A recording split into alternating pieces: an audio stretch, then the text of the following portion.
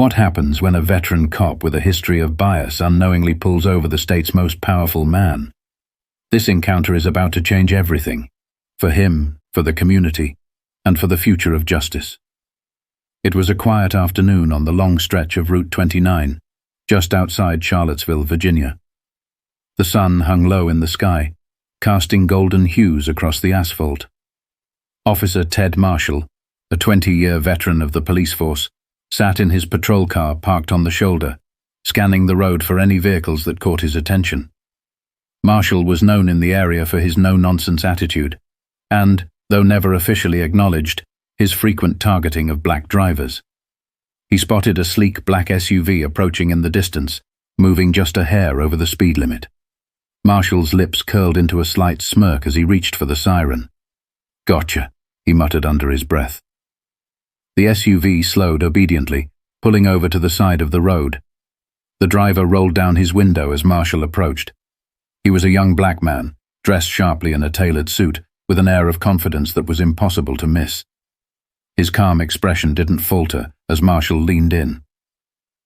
"License and registration," Marshall barked, his tone sharp, his posture imposing.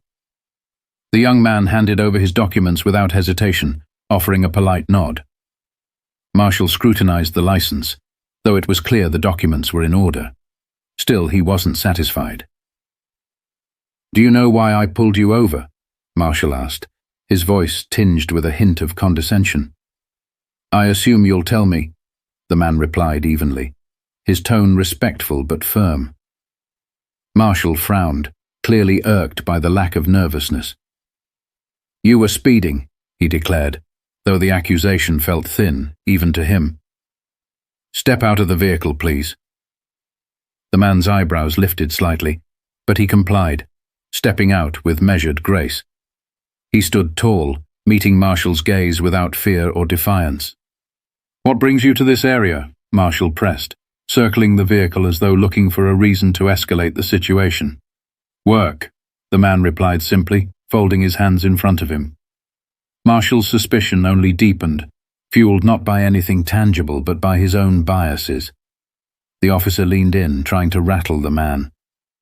"You seem awfully calm for someone who just got pulled over. Got something to hide?" The young man smiled faintly, but his eyes held steady. "No, officer." "Do you?" Marshall's face hardened, the words striking a nerve. He straightened up, looming over the man, trying to assert control. But for the first time in a long time, Marshall felt a flicker of unease, not because of what the man had done, but because of how unshakable he seemed. What started as an ordinary traffic stop was about to take a turn no one could have predicted. One that would leave Marshall questioning everything he thought he knew about power, respect, and justice. Marshall's irritation grew as he walked around the SUV, peering through the windows with exaggerated scrutiny. He tapped the back of the car with his flashlight, though it was still daylight.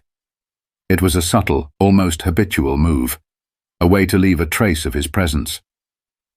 "Open the trunk," Marshall ordered. The man hesitated for a brief moment, just enough to make the officer's suspicions flare. "Is there a problem with my documents?" the man asked, his voice still calm, though now tinged with a hint of curiosity. "You seem awfully concerned with my questions," Marshall snapped back. "Just open the trunk." The man sighed softly but complied, walking to the back of the car and opening it with a press of a button. Inside there was nothing but a neatly packed leather briefcase and a small duffel bag. Marshall rummaged through the contents of the bag with little care, unfolding neatly pressed shirts and rifling through personal items. "Traveling for work, huh? What kind of work needs a wardrobe like this?" The man leaned against the car, arms crossed but relaxed. "The kind where appearances matter. Should I be concerned about the way you're handling my things?" Marshall straightened, holding up a perfectly innocent shaving kit as though it were contraband. He was digging for something, anything, but the man remained unfazed. That composure only fueled Marshall's frustration. "You're awfully bold for someone pulled over on my highway," Marshall sneered. "Your highway?"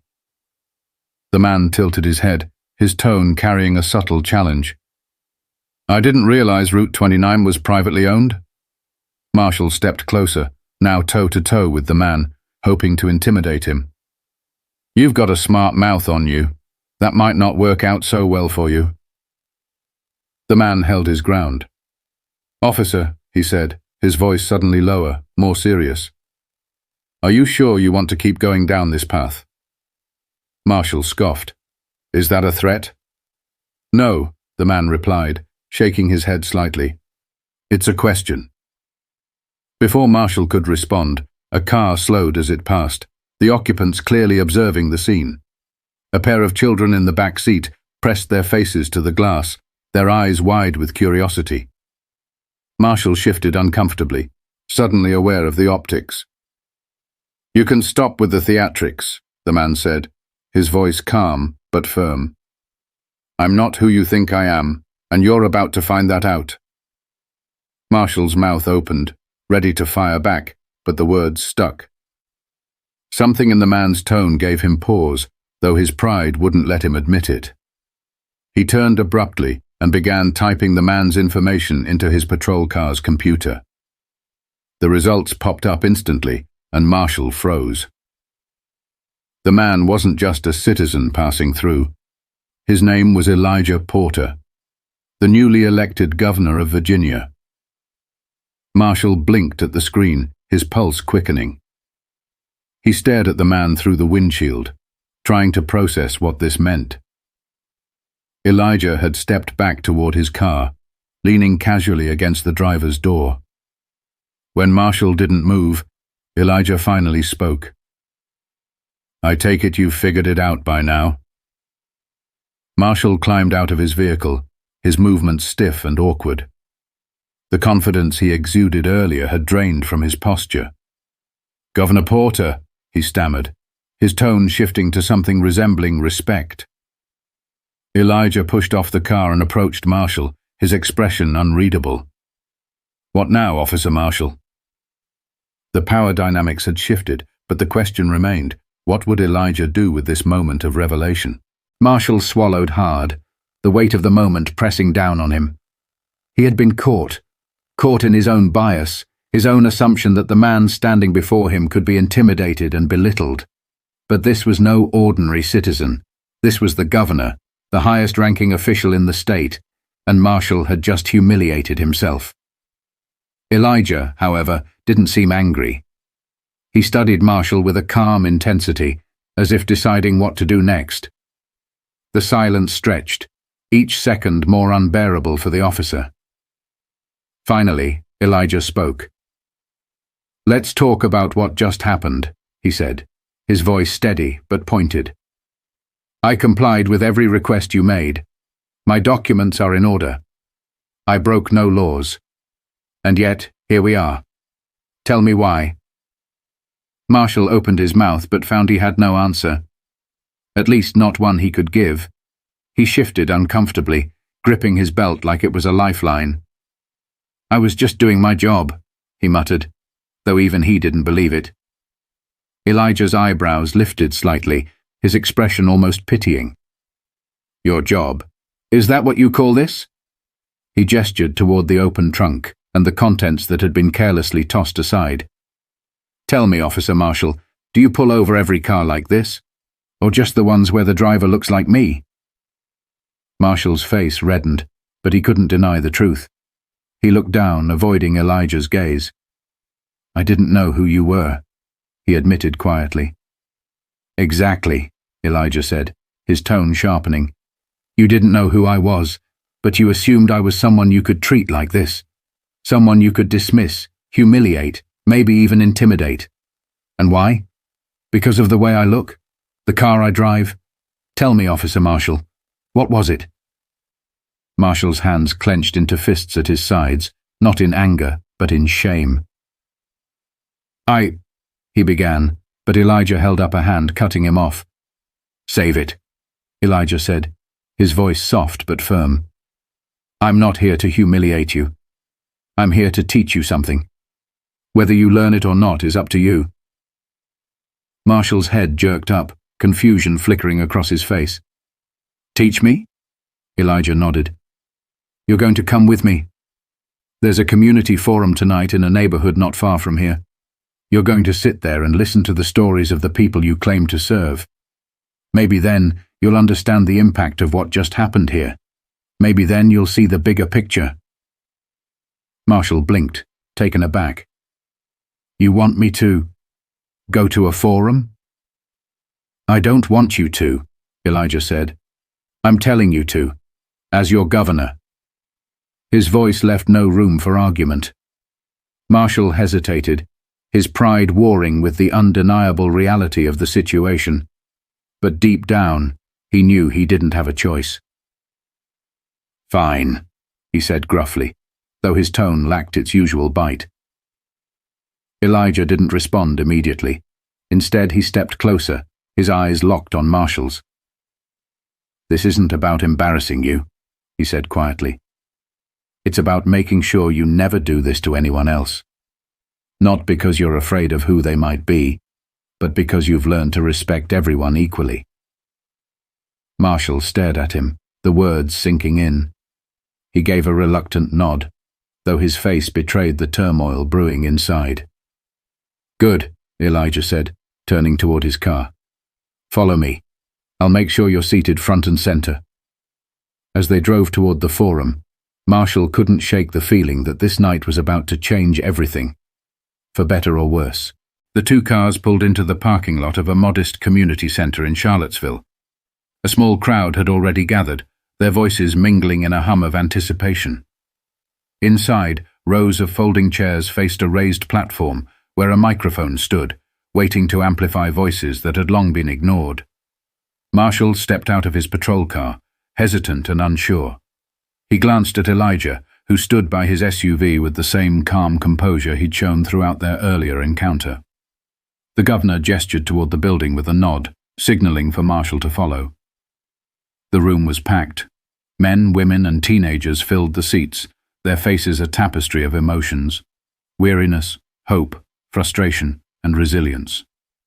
Some glanced at Marshall as he entered, their expressions guarded.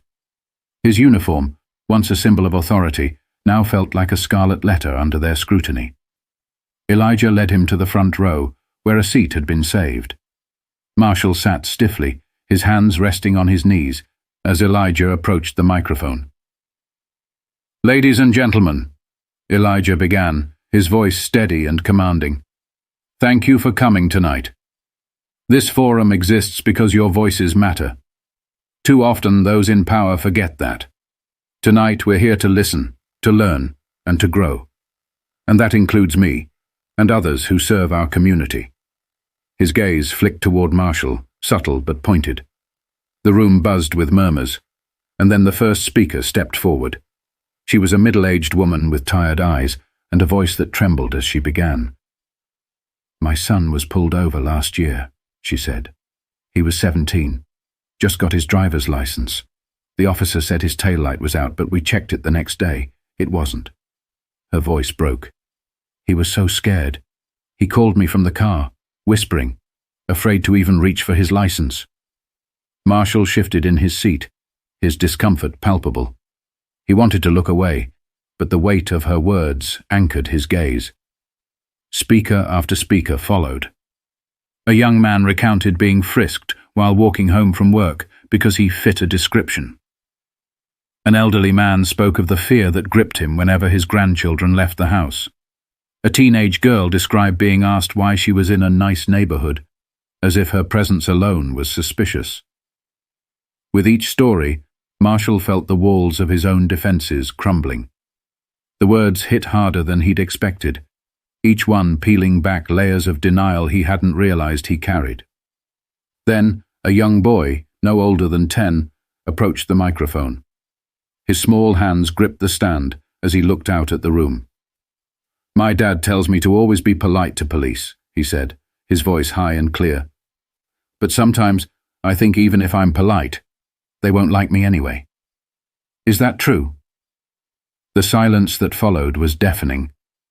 Marshall's chest tightened as he watched the boy step down, his question hanging in the air like a challenge no one dared to answer. Elijah returned to the microphone, his gaze sweeping over the audience. "This," he said, his voice heavy with emotion, "is why we're here. To face the hard truths, to own up to the damage that's been done, and to make sure the next generation doesn't grow up thinking respect is a one-way street." He turned toward Marshall, his expression unreadable. "Officer Marshall, would you like to say something?" Every eye in the room shifted to him. For a moment, he couldn't move. Then slowly he rose to his feet. His hands trembled slightly as he adjusted his belt. He cleared his throat, his voice rough but sincere. He hesitated, then forced himself to meet their gazes. "I've spent years thinking I was doing my job the right way, thinking I was enforcing the law. But tonight, I realize I've been enforcing my own biases instead. And for that, I'm sorry." A ripple of surprise moved through the crowd. Marshall swallowed hard, continuing, "I don't expect forgiveness, and I don't expect trust overnight. But I promise you this, I'm going to do better. I'll start by listening, by learning, and by making sure my actions reflect the respect every one of you deserves." The room was silent for a beat, then someone began to clap. Slowly, others joined in, the sound growing until it filled the space.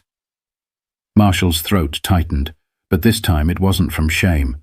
It was from something else. Something like hope.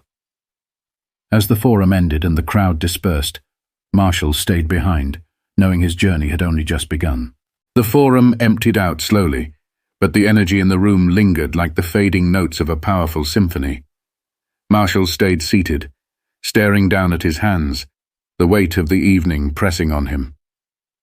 Elijah approached, standing silently for a moment before speaking. "You did something tonight that many people never get the chance to do," Elijah said. "You admitted you were wrong. That's the first step, but it's not the last." Marshall looked up, his face a mix of gratitude and weariness. "I don't even know where to begin," he said quietly. "You start by showing up," Elijah replied. "Not just here, but everywhere you're needed. Show up to listen, to learn, to change. That's how you earn trust. Not with words, but with actions." Marshall nodded, the simplicity of the words striking him deeply. "I want to be better," he said, his voice barely above a whisper. Elijah studied him for a moment, then offered a faint smile. "Then be better. It's as simple and as hard as that." As they walked out of the building, Marshall felt lighter, though the path ahead still seemed daunting. The governor paused by his SUV, turning to face the officer one last time. "You know," Elijah said, "people like you are the reason I ran for office. Not to punish, but to change things. I believe people can learn. Even you, Officer Marshall." Marshall chuckled softly, a dry, self-deprecating sound. "I guess I've got a lot of learning to do." "We all do," Elijah replied. He opened his car door but paused before getting in. "This isn't just about you, though. It's about the people you serve. Never forget that." As Elijah drove away, Marshall stood in the parking lot, watching the taillights disappear into the distance. For the first time in years, he didn't feel like a man enforcing the law. He felt like a man learning to understand it. The next day, Marshall returned to work with a notebook tucked into his pocket. He started asking questions he'd never thought to ask before, attending forums he would have ignored, and having conversations he'd once avoided. The stories he'd heard at the community center played on repeat in his mind, a reminder of the lives his actions touched. Months later, Elijah received a letter in the mail. It was from Marshall. Inside was a handwritten note and a photo of a newly established community police relations board. In the note, Marshall wrote, "I still have a lot to learn, but I'm learning. Thank you for giving me the chance to see things differently." Elijah smiled as he read the words. He placed the letter on his desk and leaned back in his chair, thinking of the young boy who had asked the hardest question of the night. Is it true they won't like me anyway? He knew the answer to that question was complicated, but tonight he felt a spark of hope that someday it wouldn't be. Someday, respect wouldn't have to be earned through fear or demanded through power. It would be given freely, because it was right. The story of Governor Elijah Porter and Officer Ted Marshall is a reminder that change begins with acknowledgement and grows through action. If this story moved you, take a moment to reflect on how you can be part of the solution. Listen, learn, and when the opportunity arises, show up. Subscribe for more stories that inspire and challenge us to build a better world, together.